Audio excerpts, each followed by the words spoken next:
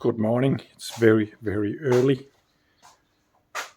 And I am going on a road trip, 1.5 hours north to pick up another car.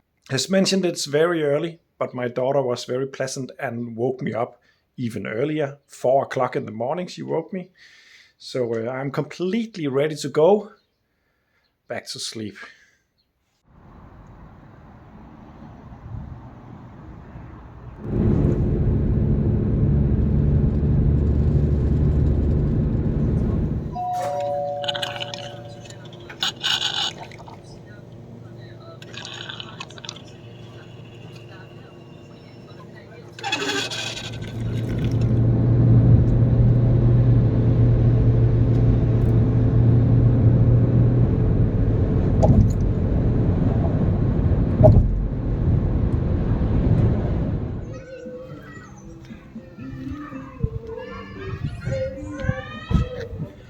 So after a quick introduction from the previous owner, I am now in my new Volvo 440.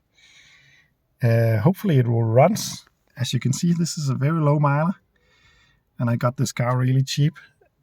Bought it unseen pretty much. I owned it before I arrived, but let's find out if it starts and so on. I hope it does, because it's a long way from home now. And my father gave me the lift and he already drove off. So let's see.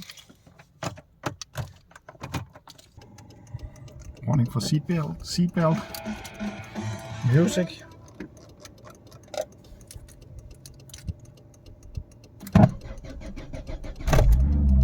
Oh yeah.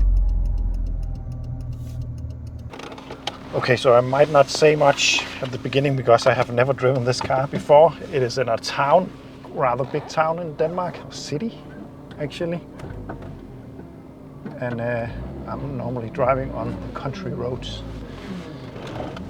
But you are along the journey anyway. And so far the reverse is actually working, so that's a good beginning. Let's hope that there is more that works. The steering is very noisy. It's the power steering pump, probably low on fluid or something. He told me about that. He told me a lot about all stuff he knew that was wrong. He was really honest, even though I got this car really cheap. More about that later. Firstly, I'm just going to drive this out of the town, and then I will tell you way more about this new to me car, which is driving. It feels nice. Feels old school. Oh, there's even fuel in the tank, come on. Wow, nice. This is comfortable.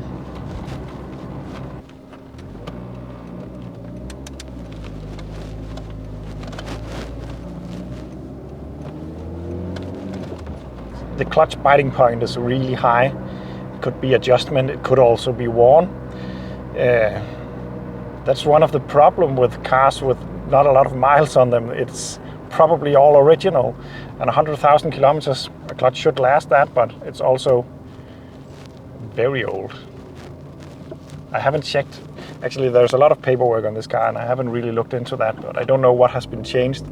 But definitely not the clutch. The cam belt was changed last year, I think, at 10,000 kilometers ago, so that's fine. But the clutch biting point is very high. Also because maybe I'm used to driving the Porsche, which is very low because my adjustment is a bit off. And I just drove up here in a Opel Zafira automatic, so I'm out of clutch adjustment myself. But it doesn't feel bad. I just need to. It's not slipping, I mean, or anything like that. I just need to get used to the high biting point, and also a bit from the clutch when I depress it. It could be a dry cable, I would guess. I think it would be cable operated. It feels cable operated. It could also be hydraulic, but I doubt it. And the brakes are working. They are worn, apparently. He was told by a mechanic. They feel fine, but they could be, of course. The brakes are working fine just until they are completely worn down, of course. You might hear some noises if the pads got wear indicators in them or something like that. But the feeling of these brakes are MOT ready, in my opinion. So far, everything is fine. There's fuel, temperature is nice. I have nothing to complain about, so see you in a bit when I have a bit of driving experience under my skin in this Volvo and are out of the city.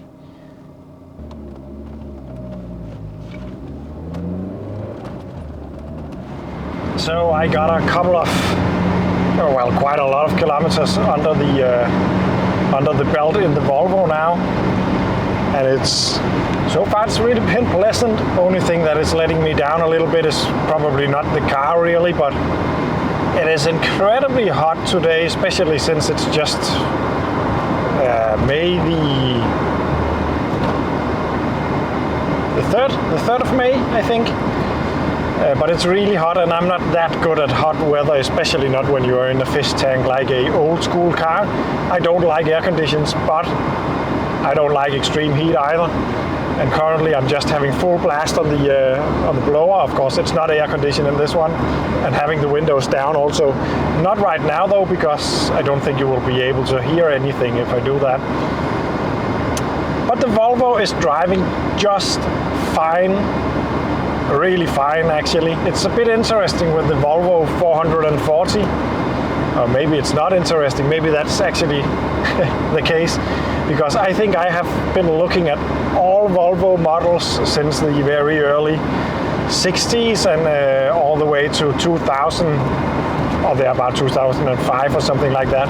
I've been interested in all Volvo models except this one, I think. I never really looked at the 440 or 460. I never even made an opinion about them. I really want a 480 turbo. Of course, that's a really cool looking Volvo, but I never really thought about this. I can remember that you had to look down on them a little bit because it wasn't a real Volvo. It's a Renault engine, it's built in Holland and all that. But actually,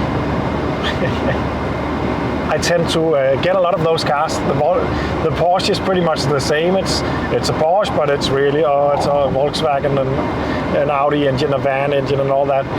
Sometimes you just get a little bit clouded by all those judgments. I think this is another one of those. But on the other hand, now I have driven this car 100 kilometers, I think, and I am already slightly bored.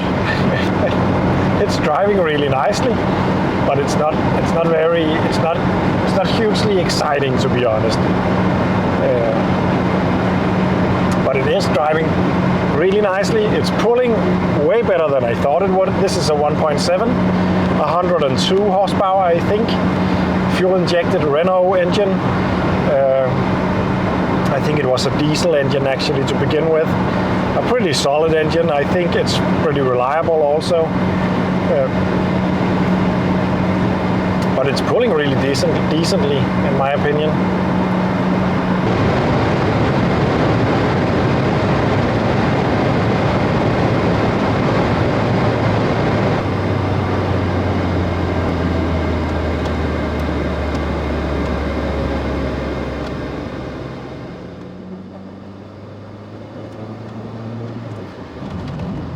Oh, back on the smaller roads, not the completely small roads of my local area, but smaller roads, less traffic.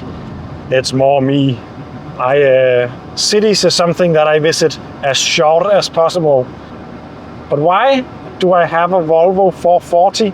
Because a couple of videos back, I made a fleet update, a status of all the projects of all my cars.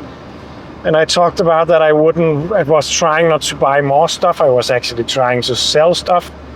So you might be surprised to see that I bought another car.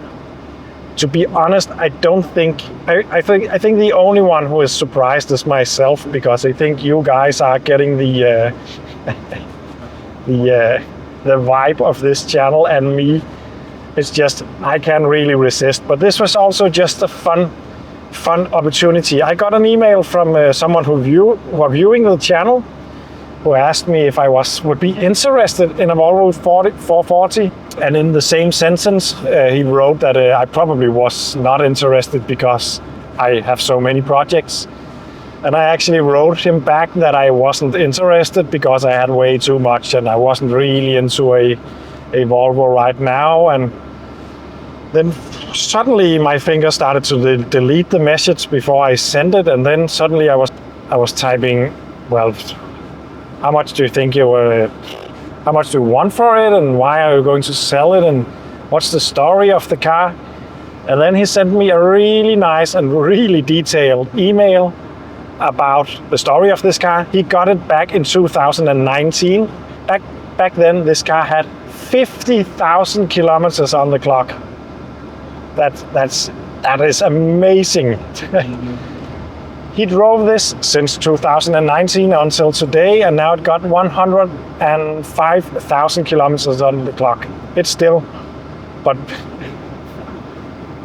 he drove more in this car than anybody else has done for the last 5 years, even though this car is from 1992. That is amazing. It's just amazing to find those cars that where maybe they were bought as a second car, maybe it was bought for a older couple or something like that, who maybe was actually too old to even drive it. So they just stand around, not being used and being kept in fairly good condition, it seems. But yeah, an MOT was coming up on this car. He drove it as a daily. That means you have to MOT a car every second year in Denmark.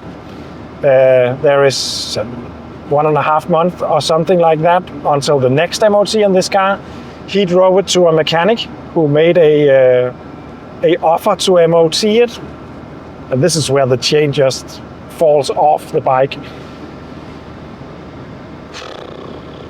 He sent me a list, and I cannot remember them all, I think, but I will do my best. It got worn front brake discs and pads.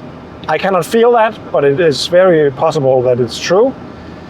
There were some lighting issues. He mentioned something about some ground issues on the lighting. I haven't noticed anything. It seems to be working okay.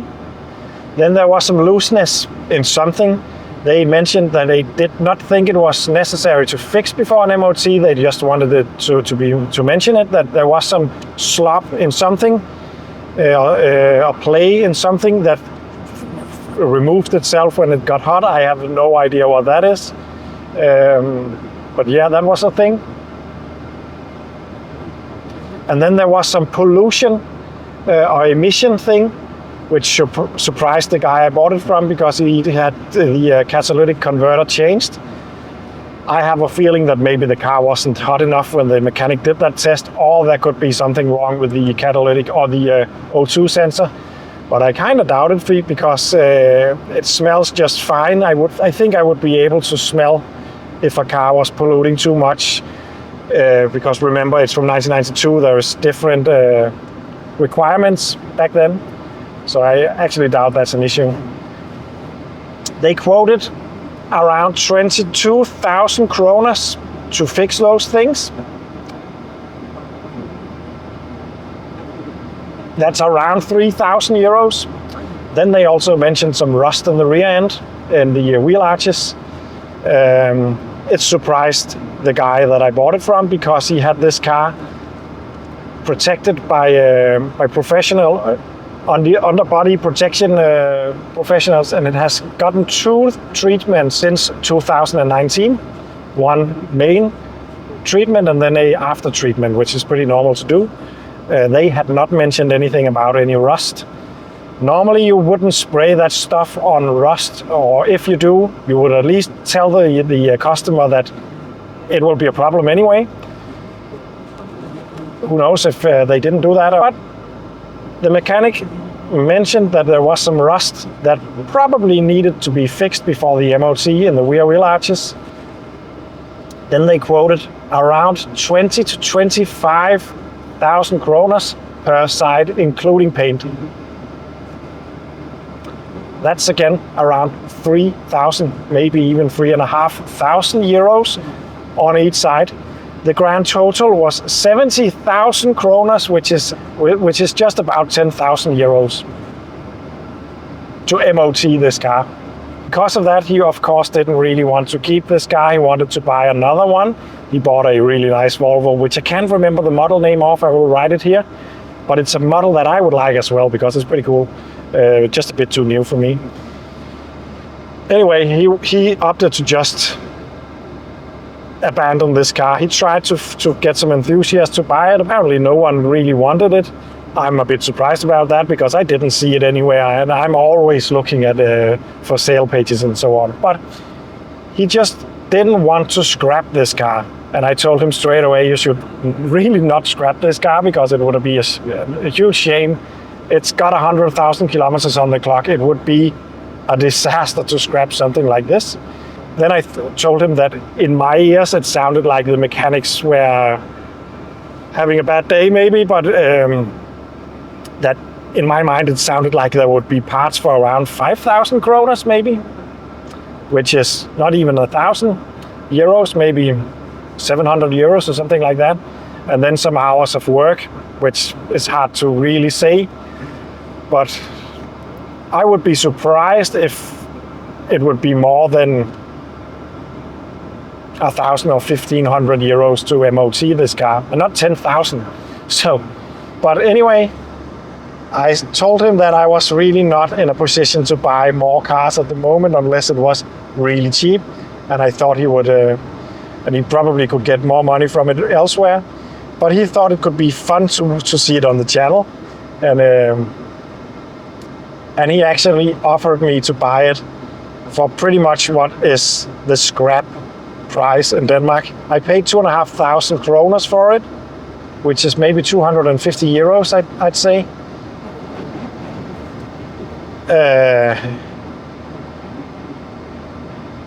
And then I re-registered it into my name, and when doing that I re-registered it into a classic car because it's not old enough to be completely classic in Denmark, but already at 30 years you can register it as a classic, and that made the MOT jump all the way to 2027. So now it's no longer due for an MOT. I will MOT it, or I will at least fix the stuff that needs to be fixed anyway, because part of the thing about the long intervals between MOT and classic cars is that you need to take care of your car. You need to not use it as a daily, you need to use it for fun rides and stuff like that. And I'm going to do that for now on this car until I figure out what to do. At least it makes it possible to fix it without having to hurry up. I will probably end up reverting it to normal car, to a normal daily car, and then I don't know what will happen. Either I will sell it, or I will keep it as a winter car for some time when I don't have anything else, or maybe just have it in spare if friends or family needs a car, because it's too good to pass on. And when it's 35 years old, in 2 or 3 years time, it will be worth more because it's a classic car. It will be very cheap to pay road tax on. It will have 8 years between the MOT and so on. So maybe I can even earn some money on it at that point. All I know is I couldn't pass the chance on to get this car because I love cars. I love old cars. I love to experience as many as possible. And just driving this made me realize that I've completely overlooked the 440, and it's a proper nice car. I would love to use this as a daily, actually. I want to drive the Porsche more at the moment, but this is really usable. I think it's reasonably economic. It got a trailer hitch, which I really would like to use, actually. And it's overall just a nice car. But I'm gonna find somewhere to park, and then I'm just gonna give you a very quick tour of the car. I will make a video where I put it on the lift and do a proper test of stuff. Probably also a test drive more with when I know a bit more about the car. And then I will have to figure out what to do. Maybe I will just park it in my barn. Maybe I will fix the stuff, or maybe I will, I just don't know. I just couldn't pass it up. I want to save this car. And it, to be honest, doesn't really need a lot of saving, but it could have been scrapped. because of that ridiculous mechanic build thingy. I have a feeling that sometimes some mechanics maybe don't want to do the work and then just throws out a number, and then if the customer takes it, then okay, then they can maybe pay another mechanic to do the work and still earn a bit of cash. I don't know. I could also be wrong, because it could, maybe the rear end is completely rusted away. But even if that's the case, I still don't really understand the bill for the mechanical work, which is pollution and front brakes and some wiring. 22,000 kroners. The seller was really thorough in his explanation about stuff wrong with this. He told me that one of the side mirrors was changed, for instance. He told me he scratched the rim decoration plate in the middle when changing tires. I mean, he told me everything he knew was wrong with this car. Even though I told him I'm buying this car for the price of what I can get for it at a scrapyard. I'm not expecting much, to be honest, but it is really it's a really well kept car, to be honest. The only thing he didn't mention that is annoying me a little bit at the moment, which is not a big deal, so no hardship on him. But the clutch cable is when I release it and engage it, and it's probably something that he just got used to. But I'm gonna loop that up as soon as possible, because that's really annoying. It's probably just that, a bit of loop, maybe a new cable. It could also maybe need some adjustment on the clutch, or the clutch could be a little bit worn. I don't know, but it's not slipping or anything, so that's fine.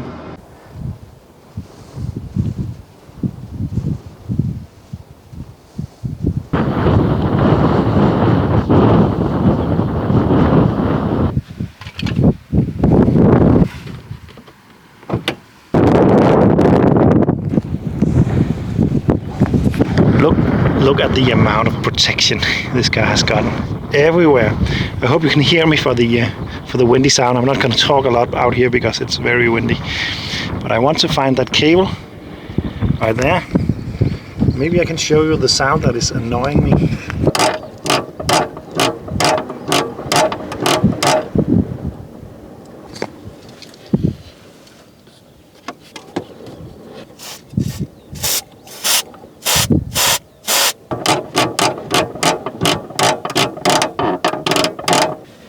Okay, so looping it up didn't work, but I actually think it's because the cable is somewhat crooked in there. I will have to look at that on the garage out of the wind.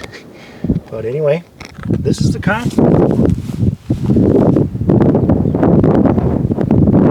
This is the new to me, and possibly my newest car in my collection. No, the C25 petrol version is younger than this. But other than that, I think all of them are older. So this is my newest car. It is only 32 years old or something like that. It's even younger than me, which is it feels almost weird touching it, knowing that. But yeah, that's another car in the fleet. And thanks for joining me on this adventure. And thanks for the bunch of people who became a Patreon this past few months. That is really great for me. That keeps that keeps my Caro-holic thing running just fine. So I can get some more cars and fill up that storage space. So if you want me to buy more stuff, go ahead and become a Patreon. And if you don't want me to buy more stuff, then do the same. Then maybe I can use the money on some counseling or some kind of help. Anyway, thanks for watching. See you in the next one. It really feels right to have a Volvo back on the channel, even though some might say it's not a Volvo. But I also have a Porsche that is not a Porsche, and yeah, maybe that's going to be the theme of my collection. Who knows? See you in the next one.